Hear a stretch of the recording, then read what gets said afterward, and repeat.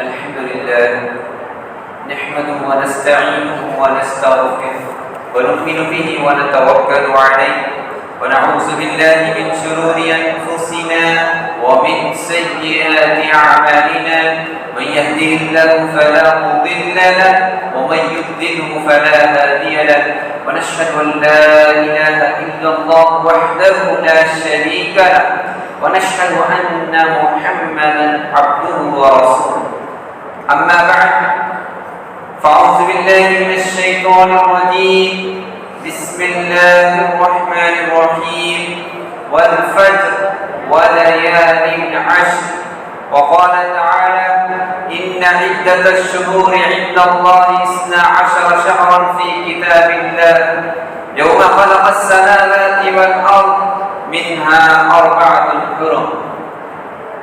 تمام قسم کی کبریائی و بڑائی اس وقت اولا شریف کے لیے لائق و زیبا ہے جس نے اس کائنات کو پیدا کیا اور ہماری ہدایت و رہنمائی کے لیے انبیاء علیہ السلام کو مبعوث فرماتا رہا.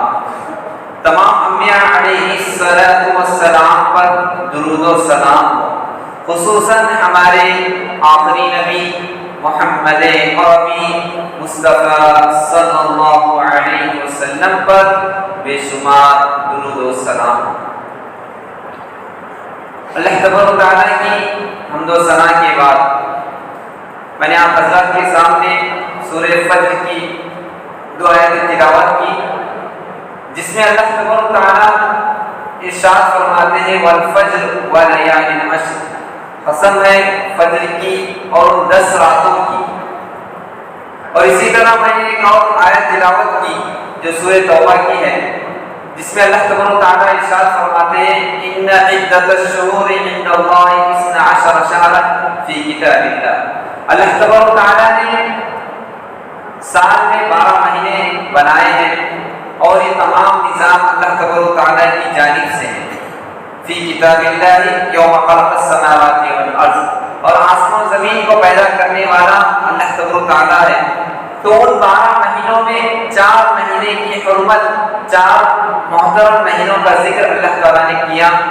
منہا 4 حرم، 4 حرمت والے مہینے ہیں جو اللہ تبارک و تعالیٰ کے پاس بہت ہی مقبول، بہت ہی محبوب اور بہت ہی محترم جانے جاتے ہیں. وہ کیا 4 مہینے ہیں جن سے ہم گزر رہے ہیں؟ ایک مہینہ ہے محرم کا، محرم الحرام. دوسرا مہینہ ہے جس کا نام ہے ذی القعدہ، جو ہمارے سامنے کل ہی گزر چکا. اور اب جس مہینے میں ہم داخل ہوئے ہیں اس مہینے کا نام ذی الحجہ کہتے ہیں، اور یہ اسلامی مہینے کا آخری مہینہ ہے. اور اس کے بعد رجب. یہ 4 مہینے ہیں جو اللہ تبارک و تعالیٰ کے پاس بہت محترم مہینے ہیں.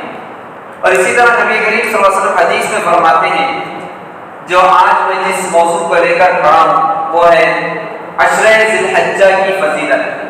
یعنی ذی الحجہ کے ابتدائی 10 دنوں کی فضیلت قرآن اور حدیث میں کیا بتلائی گئی. جو سب سے زیادہ فضیلت کی حامل ہے، اللہ تبارک و تعالیٰ قرآن مجید میں ان 10 دنوں کی قسم کھاتے ہوئے کہتے ہیں والفجر ولیال عشر. تو اسی طرح ابن عباس رضی اللہ تعالیٰ حدیث میں فرماتے ہیں ما من ایام العمل الصالح، کسی بھی دن کیے جانے والے عمل، نیک عمل اتنے قابل قبول نہیں ہے جتنے کہ ان دنوں میں کیے جانے والے اللہ تبارک و تعالیٰ کو پسندیدہ ہے. فیہا احب الی اللہ من هذه الايام العشر، ان 10 دنوں میں کیے جانے والے اعمال اللہ تبارک و تعالیٰ کے پاس بہت ہی محبوب ہے، بہت ہی پسندیدہ ہے، بہت ہی اللہ تبارک و تعالیٰ کو پسند آنے والے اعمال ہیں ان دنوں میں کرنے والے. یہ 10 دن جو ہمارے سامنے آج پہلی تاریخ ہے، تو اللہ کے نبی کریم صلی اللہ علیہ وسلم سے سوال کیا جاتا ہے وَلَلْ جِهَادُ فِي سَبِيلِ اللَّهِ، کہ جہاد فی سبیل اللہ سے بھی بڑھ کر یہ دن ہے کہ اللہ تبارک و تعالیٰ کی راہ میں جا کر اللہ تبارک و تعالیٰ کی راہ میں لڑنے سے بھی زیادہ یہ فضیلت کی حامل دن ہے. تو نبی کریم صلی اللہ علیہ وسلم فرماتے ہیں ہاں جہاد کرنے سے بھی زیادہ فضیلت کے حامل ہے یہ دن، یہ 10 دن.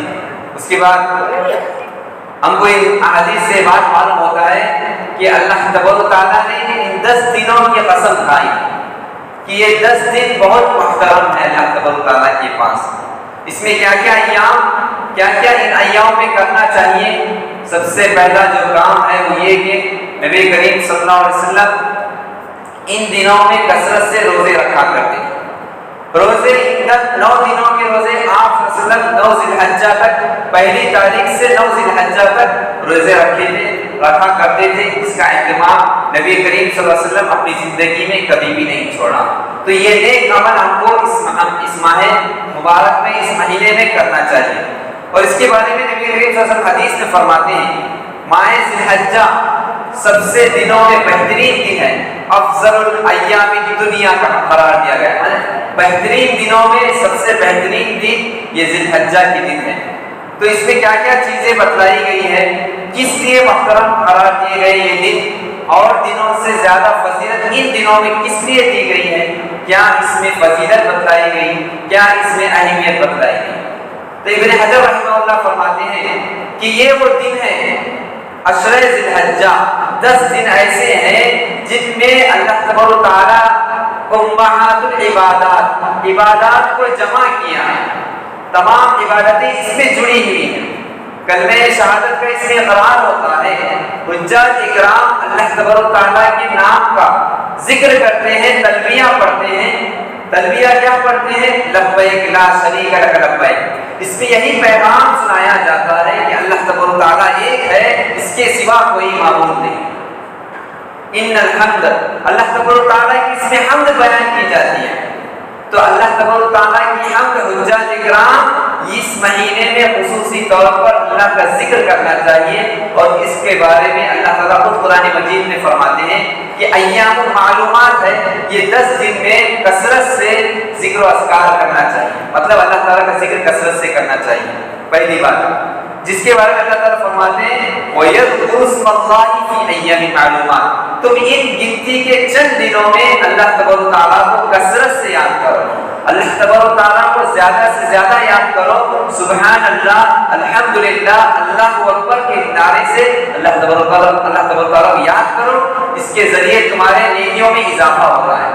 کسی اور دنوں میں تو کرنے سے اللہ تبارک و تعالیٰ اتنی نیکیاں نہیں دیتے. رمضان مبارک کے بعد جو دن ہے وہ یہ محترم دن ہے. دوسری بات، تم اذکار کے لیے اللہ تبارک و تعالیٰ نے کوئی وقت متعین نہیں کیا ہے، بلکہ اس ماہ میں، اس مہینے کے جو چند دن ہے 10 دن، اور اس کے بعد کی بھی جو دن قربانی کے دن ہے جس کو یوم النحر کہا جاتا ہے، اس کے بعد بھی ایام تشریق کہلاتے ہیں جس میں بھی اللہ تبارک و تعالیٰ کا ذکر کثرت سے کیا جاتا ہے. تو یہ وہ ایام ہیں جن میں اللہ کا ذکر کثرت سے کرنا چاہیے.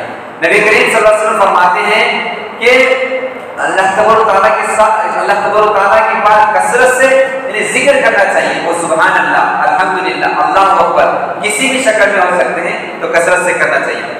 دوسری بات یہ ہے کہ تمام عبادتیں جس میں جڑی ہوئی ہیں، پہلے توحید کا نعرہ بلند کیا جاتا ہے. حج اسی مہینے میں کیا جاتا ہے اور کسی مہینے میں نہیں کیا جاتا ہے. تو حجاج اکرام، تمام حجاج اکرام ایک جگہ جمع ہوتے ہیں خانہ کعبہ. اور یہ پیغام کیا دیتا ہے حج ہم کو؟ پیغام یہ دیتا ہے کہ تمام حجاج اکرام خانہ کعبہ میں جمع ہوتے ہیں، 2 سفید لباس پہنتے ہوئے، 2 سفید کرتے پہن کر وہاں پر حاضر ہوتے ہیں. تمام حجاج اکرام اللہ تبارک و تعالیٰ کی کبریائی بیان کرتے ہیں. تو یہاں اتحاد کا پیغام بھی ملتا ہے. اور اسی طرح یہ 2 سفید لباس ہم کو کفن کی یاد دلاتے ہیں. اور اسی طرح تیسرا پیغام یہ ہے کہ حجاج اکرام کا ایک مجموعہ غفیر، تمام لوگوں کا جمع ہونا، الگ الگ علاقوں سے جمع ہونا، الگ الگ زبانیں رکھتے ہوئے رب العالمین کے سامنے کھڑے ہونا اور وہاں پر جمع ہونا، اس بات کی علامت ہے کہ حشر کے میدان میں بھی جس طرح حجاج اکرام کا ایک جمع غفیر ہم کو نظر آتا ہے، تو ہم کو بھی حشر کے دن یاد دلاتا ہے. کیونکہ عمر بن عبدالعزیز رحمہ اللہ کہتے ہیں کہ وہ جب بھی حجاج اکرام کی اس جمع غفیر کو دیکھتے تو زار و قطار سے رونے لگتے. جب ان سے کہا جاتا ہے کہ آپ کیوں رو رہے ہیں، کیا چیز آپ کو رلا رہی ہے، تو کہتے ہیں کہ حجاج اکرام جو اس مینا کے میدان میں حاضر ہوئے، تمام لوگ ایک ہی صف میں کھڑے ہوئے ہیں، سفید لباس میں پہن کر کھڑے ہوئے ہیں، اللہ تبارک و تعالیٰ کا ذکر کر رہے ہیں، تو تمام لوگوں کا ٹہلنا مجھ کو آخرت حشر کا میدان یاد دلاتا۔ تو اس وجہ سے حضرت عمر بن عبدالعزیز رحمہ اللہ رویا کرتے تھے زار و فکر سے۔ تو یہ پیغام ہم کو دیتا ہے۔ اور اسی طرح صدقہ و خیرات بھی انہی دن میں کیا جاتا ہے۔ صدقہ و خیرات کی بھی فضیلت بیان کی نبی کریم صلی اللہ علیہ وسلم نے کہ تم صدقہ و خیرات ان دنوں میں کثرت سے دیا کرو، اور آپ صلی اللہ علیہ وسلم کہتے ہیں کہ جمعہ کے دن خصوصی طور پر صدقہ و خیرات دینا چاہیے۔ الصدقۃ رد البلاء، صدقہ و خیرات تمہارے مصیبتوں کو دور کر دیتا ہے۔ اور تیسری چیز جو وہ ہے روزہ ہے۔ ان دنوں میں خصوصی طور پر رسول صلی اللہ علیہ وسلم روزہ رکھا کرتے تھے، اور 9 دن تک آپ صلی اللہ علیہ وسلم روزہ رکھتے تھے۔ اور اسی طرح نبی کریم صلی اللہ علیہ وسلم اشارہ فرماتے ہیں کہ ان دنوں میں کرنے والے اعمال کون سے ہیں؟ ان میں اضافہ کرنے کے لیے صحابہ کرام کے ساتھ آپ ایک سفر میں جاتے ہیں۔ ایک سفر میں آپ کا گزر ہوتا ہے جہاں پہ ایک پہاڑ ہے، اس پہاڑ کا نام ہے جمدان پہاڑ۔ اس جمدان پہاڑ پر نبی کریم صلی اللہ علیہ وسلم صحابہ کرام کے ساتھ کہتے ہیں، اور وہاں پہ اعلان آپ وسلم کہتے ہیں سبق المفردون، سبق المفردون، یعنی سبقت کرنے والے، آگے بڑھنے والے آگے بڑھ گئے، انعام پانے والے انعام پا لیے۔ وہ کون لوگ ہیں؟ صحابہ کرام نے کہا کہ کون لوگ انعام پائے ہیں؟ تو نبی کریم صلی اللہ علیہ وسلم کہتے ہیں کہ جو لوگ سبحان اللہ الحمدللہ ذکر و اذکار سے اپنی زبان کو تر رکھتے ہیں، تو یہ لوگ سب سے زیادہ آگے بڑھنے والے ہیں ذکر و اذکار کی وجہ سے۔ یہ ہے سب نبی کریم صلی اللہ علیہ وسلم ترغیب دیتے تھے ان دنوں میں کثرت سے ذکر و اذکار کرنے کی۔ دوسری بات، اس مہینے میں جو روزہ رکھا، یعنی جو دن ہے ہم جو گزر رہے ہیں، پہلا عشرے کا جو ذی الحجہ کے دنوں میں چند دن ہیں جن کے نام ہم کو یاد رہنا چاہیے۔ 8 ذی الحجہ کو یوم الترویہ کہا جاتا ہے، مطلب اس دن حجاج اکرام پانی لے کر قصد کرتے ہیں، تو جو پانی یعنی زمزم کا پانی لے کر مینا کی طرف، یعنی مینا سے پہلے حجاج اکرام پانی کا انتظام کرتے ہیں، تو اس وجہ سے اس کو یوم الترویہ کہا جاتا ہے۔ اسی طرح 9 ذی الحجہ کو یوم العرفہ کہا جاتا ہے، عرفے کا دن کہا جاتا ہے، اس لیے کہ عرفات کے میدان میں تمام لوگ اکٹھا ہوتے ہیں، اس لیے اس کو یوم العرفہ کہا جاتا ہے۔ اور 10 ذی الحجہ کو یوم النحر کہتے ہیں۔ یوم النحر یعنی ذبح کرنے کا دن، قربانی کے دن کو یوم النحر کہتے ہیں 10 ذی الحجہ کو۔ اور اسی طرح 11 ذی الحجہ کو یوم الفطر کہتے ہیں، یعنی حجاج اکرام کا وہاں ٹہلنے کو یوم الفطر کہا جاتا ہے۔ اور اسی طرح 12 ذی الحجہ کو یوم النفر الاول کہتے ہیں، اور 13 ذی الحجہ کو یوم النفر الاعظم کہتے ہیں۔ تو یہ ان دنوں کے نام ہم کو یاد رہنا چاہیے کہ عرفے کے دن کی فضیلت نبی کریم صلی اللہ علیہ وسلم نے سنائی، یعنی 9 تاریخ کا عید سے ایک دن پہلے کا جو روزے کی فضیلت نبی کریم صلی اللہ علیہ وسلم نے سنائی، وہ یہ کہ آپ صلی اللہ علیہ وسلم فرماتے ہیں کہ 9 ذی الحجہ کے دن روزہ رکھنا، یعنی عرفے کا روزہ رکھنا، اس کی فضیلت کیا ہے کہ آپ صلی اللہ علیہ وسلم فرماتے ہیں کہ الحج عرفہ، یعنی سب سے حجاج اکرام کے لیے عرفے کا دن ہی مکمل طور پر حج کی تکمیل کرتا ہے۔ دوسری فضیلت، جو لوگ حج کا یعنی عرفے کا روزہ رکھتے ہیں، اس کی فضیلت یہ ہے کہ حضرت قتادہ رضی اللہ تعالیٰ فرماتے ہیں عن صومہ یوم العرفہ، جو عرفے کے دن یعنی 9 تاریخ کے دن روزہ رکھتا ہے، یکفر السنۃ الماضیہ والباقیہ، اس کے پچھلے سال کے تمام گناہ معاف ہو جاتے ہیں۔ اور ایک دوسرے حدیث میں 1 سال کے اگلے اور 1 سال کے پچھلے اس کے تمام گناہ معاف کر دیے جاتے ہیں۔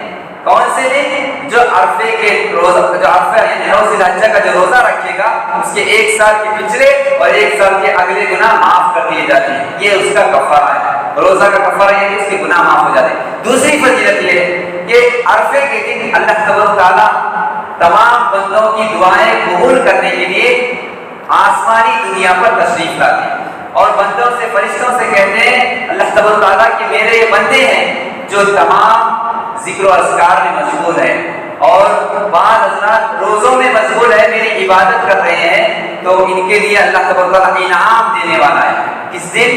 عرفے کے دن۔ تو عرفے کی فضیلت یہ ہے کہ اس دن دعائیں قبول ہوتی ہیں، اس وجہ سے روزہ بھی رکھنا چاہیے اور دعائیں بھی کثرت سے کرنا چاہیے۔ حجاج اکرام کثرت سے اس وقت دعائیں کرنے لگتے ہیں۔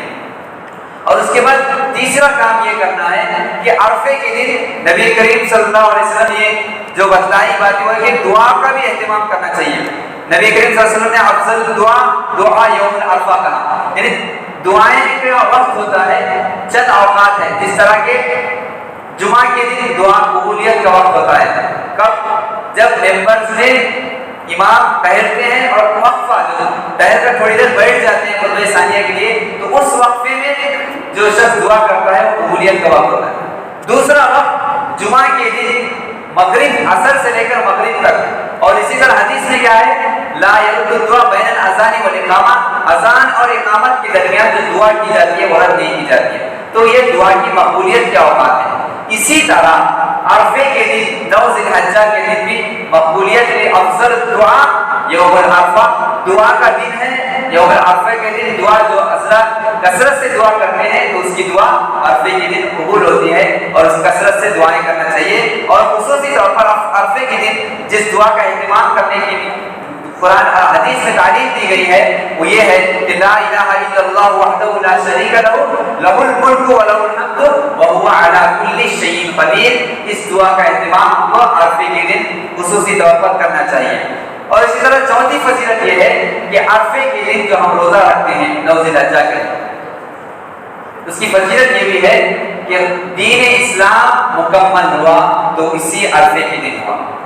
اللہ تعالیٰ قرآن مجید میں فرماتے ہیں الیوم اکملت لکم دینکم واتممت علیکم نعمتی ورضیت لکم الاسلام دینا. یعنی یہودی اس وقت یہودیوں کو بھی معلوم تھا کہ اسلام مکمل ہوا، اور اسلام مکمل ہونے کی آیت قرآن مجید میں بتائی گئی ہے. یہودی حضرت عمر رضی اللہ عنہ سے کہتے ہیں کہ تمہارے قرآن مجید میں ایک آیت اتری ہے جو اسلام کے کمپلیٹ ہونے پر ہے. اگر وہ آیت ہمارے کتابوں میں اگر ہوتی تو ہم اس دن عید مناتے. تو حضرت عمر رضی اللہ عنہ اس وقت بتلاتے کہ ہاں ہم کو معلوم ہے. اسی لیے یہ دن جو ہوتا ہے عرفے کا دن وہ اسلام کے مکمل ہونے کی شہادت دیتا ہے، گواہی دیتا ہے کہ اس دن اسلام مکمل ہوا، اور اس کی آیت اللہ تعالیٰ نے قرآن مجید میں بتائی. اور وہ ہم کو کثرت سے اس کی دعا بھی سکھلائی، رضیت باللہ ربا وبالاسلام دینا وبمحمد صلی اللہ علیہ وسلم نبی و رسولا. جو شخص یہ دعا پڑھتا ہے رضیت باللہ ربا، میں اللہ اور اس کے رسول سے راضی ہو چکا ہوں اور اللہ کے دین سے راضی ہو چکا ہوں. یہ دعا اگر کوئی پڑھتا ہے تو نبی کریم صلی اللہ علیہ وسلم فرماتے ہیں کہ میں جنت میں اس شخص کا ہاتھ پکڑ کر جنت میں لے جاؤں جو شخص دعا کا اہتمام کرے. اور یہ وقت نہیں بتلایا بلکہ کبھی بھی تم اس دعا کو پڑھو، تمہارے لیے پڑھنے کے لیے وقت کافی ہے، لیکن تم کبھی بھی چاہو اس دعا کا اہتمام کرو. اور اللہ کے نبی کریم صلی اللہ علیہ وسلم نے جو انعام بتایا کہ جو شخص اس دعا کا اہتمام کرے گا، رضیت باللہ ربا پڑھے گا، تو میں اس شخص کا ہاتھ پکڑ کر خود جنت میں لے جاؤں. کتنی بڑی بشارت ہے. تو ان دعاؤں کا اہتمام کرنا چاہیے. تو اسی طرح چوتھی چیز یہ ہے کہ اس مہینے کی جو ذی الحجہ کہتے ہیں یہ اسلامی مہینے کا آخری مہینہ ہے ذی الحجہ. اور اس مہینے سورۃ الحج مکمل طور پہ نازل ہوئی ہے حج کے بارے میں کہ حج میں کیا کیا کیے جاتے ہیں، حج کن لوگوں پر فرض ہے، اس کے بارے میں بتلایا گیا کہ جو استطاعت رکھتے ہیں ان پر حج فرض ہے. اور آج حجاج کرام یعنی حج کے لیے سفر پر روانہ ہے اور مکہ میں قیام ہے. اور حاجی حضرات کا جو دعائیں کرتے ہیں ان کی دعائیں بھی قبول ہوتی ہے. تو ہم کو چاہیے کہ ان کے ذریعے یعنی دعا کرنے کو کہے اور ہم بھی ان کے لیے دعا کریں کہ اللہ تبارک و تعالیٰ ان کے حج کو قبول فرمائے. تو اس میں تمام عبادتیں جمع ہوتی ہے، کسی اور دنوں میں جمع نہیں ہوتی، کیونکہ حج اسی مہینے میں کیا جاتا ہے. اور کسی اور مہینے میں تم اگر حج کرنا چاہو تو حج نہیں کر سکتے. یہ دن ہے حج کرنے کے. اور اس کے بعد جو اہم فضیلت یہ ہے کہ اس ذی الحجہ کے جو ایام عشر کہتے ہیں جسے 10 دنوں کی فضیلت یہ بھی ہے کہ اللہ تبارک و تعالیٰ نے سب سے پہلے روزہ، نماز، ان تمام چیزوں کا ذکر کیا ہے. یہ نماز بھی فرض کیا ہے اللہ تبارک و تعالیٰ نے. کب؟ ہجرت سے پہلے نماز کو اللہ تبارک و تعالیٰ نے واجب قرار دیا. اور اس کے بعد روزہ 2 ہجری میں فرض ہوا. اس کے بعد زکات بھی فرض ہوئی. اور آخر میں اللہ تبارک و تعالیٰ نے حج کو فرض کیا. اور حج کے فرض کرنے کی تاریخ بھی ہم کو یاد ہونی چاہیے کہ 9 اور 10 ذی الحجہ، جس کے بارے میں آتا ہے کہ 9 اور 10 ذی الحجہ کی تاریخ کو ہجری کو اللہ تعالیٰ نے حج کو فرض قرار دیا ہے، مطلب سب سے آخر میں حج کو فرض قرار دیا گیا جو استطاعت رکھتی ہے۔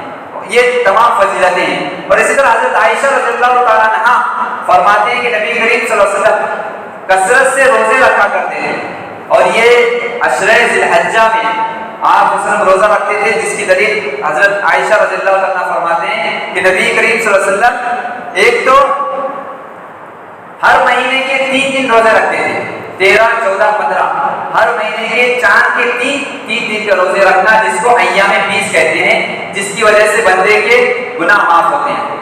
دوسرا روزہ جو نبی کریم صلی اللہ علیہ وسلم اہتمام کرتے تھے وہ عاشورہ کا روزہ، اور تیسرا آپ صلی اللہ علیہ وسلم جو اپنی زندگی میں کبھی بھی نہیں چھوڑا وہ ہے 1 ذی الحجہ کی تاریخ سے 9 ذی الحجہ یعنی یوم عرفے کے دن تک آپ صلی اللہ علیہ وسلم ان دنوں میں روزہ کثرت سے رکھا کرتے تھے۔ تو اس کے بعد عرفے کا دن 9 ذی الحجہ ہوا، اس کے بعد یوم النحر۔ یوم النحر کون سا دن ہے؟ 10 ذی الحجہ کو قربانی کا دن کہلاتا ہے، اور قربانی کے بارے میں ہم کو معلوم ہے کہ حضرت ابراہیم علیہ السلام کو اللہ تبارک و تعالیٰ نے خواب میں دکھلایا کہ وہ اپنے بیٹے اسماعیل علیہ السلام کو ذبح کر رہے ہیں۔ تو آپ کی یاد میں تمام برادران اسلام قربانی کا عید کے دن مناتے ہیں، اور اسلام میں دو خوشیاں ہیں، ایک عید الفطر ہے اور ایک عید الاضحیٰ ہے۔ عید الاضحیٰ جس میں گائیں ذبح کیے جاتی ہیں، جس میں بکرا ذبح کیا جاتا ہے، اور نبی کریم صلی اللہ علیہ وسلم خصوصی طور پر اس دن قربانی کرتے، اور قرآن مجید میں اس کا ذکر ہے۔ اللہ تعالیٰ قرآن مجید میں ارشاد فرماتے ہیں اِنَّا أَعْطَيْنَاكَ الْكَوْثَرَ فَصَلِّ لِرَبِّكَ وَانْحَرْ۔ اللہ تبارک و تعالیٰ کے نام سے نماز پڑھو اور جانور کو ذبح کیا جائے۔ تو قربانی کا ذکر اللہ تعالیٰ نے قرآن مجید میں کیا ہے، جو صاحب استطاعت ہے وہ قربانی کرے۔ اور جیسا کہ ہم جانتے ہیں کہ جیسا ہی چاند نظر آتا ہے، جو قربانی دینے والے ہوتے ہیں ان کے لیے حکم ہے کہ وہ نہ اپنے بال کٹوائے، نہ اپنے ناخن کٹوائے، نہ ہی کوئی اور چیزیں کروائے، بلکہ قربانی کے بعد یعنی ذبح کرنے کے بعد وہ تمام چیزیں عمل میں لائے۔ اور اس کے بعد اللہ کے نبی کریم صلی اللہ علیہ وسلم نے یوم النحر سب سے افضل دن، جس طرح کے تمام دنوں میں افضل دن جو قرار دیے، آپ صلی اللہ علیہ وسلم فرماتے ہیں اعظم الایام، سب سے بڑے دنوں میں عند اللہ یوم النحر، قربانی کا دن اللہ تبارک و تعالیٰ کے پاس سب سے بڑا دن ہے۔ اس دن میں اللہ تبارک و تعالیٰ بندوں کی دعاؤں کو قبول کرتا ہے۔ اور اس کے بعد نبی کریم سے اللہ تعالیٰ قرآن مجید میں ارشاد فرماتے ہیں یوم الحج الاکبر، یعنی حج کا سب سے بڑا دن اگر کوئی ہے تو وہ قربانی کا دن ہے، قربانی کرنے کا دن ہے۔ مطلب یہاں ہم جانور کی قربانی کر رہے ہیں، اس بات کی یاد دلائی جا رہی ہے کہ اللہ کے نبی حضرت ابراہیم علیہ السلام کو آزمائش میں مبتلا کیا گیا تھا کہ وہ اپنے بیٹے کو ذبح کرے۔ یہ آزمائش ہم پر بھی ہے کہ جب بھی اللہ کی راہ میں ہم اگر اپنی جان بھی قربان کرنا چاہیں تو اس کے لیے ہم کو تیار رہنا چاہیے، جس طرح آج ہم ذبح کر رہے ہیں قربانی کو، اور اس کا ذکر انشاءاللہ آگے آئے گا قربانی کے بارے میں۔ اور اس کے بعد اللہ تبارک و تعالیٰ نے جو عظیم عبادتیں اس میں بتلائی کہ ایام ذی الحجہ، عشرہ ذی الحجہ کے ان 10 دنوں میں کرنے کی، ایک تو پہلے یہ ہے کہ جو عام دنوں میں ہم گناہ کر رہے تھے ان دنوں میں گناہوں سے بچنا چاہیے۔ اللہ تعالیٰ قرآن مجید فرماتے ہیں کہ 4 مہینے جن میں تم کو فلا تظلموهن، ایک دوسرے پر ظلم بھی نہیں کرنا چاہیے، ایک دوسرے کا مال بھی ہڑپ نہیں کرنا چاہیے، ایک دوسرے کا مال چوری بھی نہیں کرنا چاہیے۔ یہ محترم دن ہے اللہ تبارک و تعالیٰ کے پاس، ان میں ذی الحجہ کا مہینہ بھی ہے۔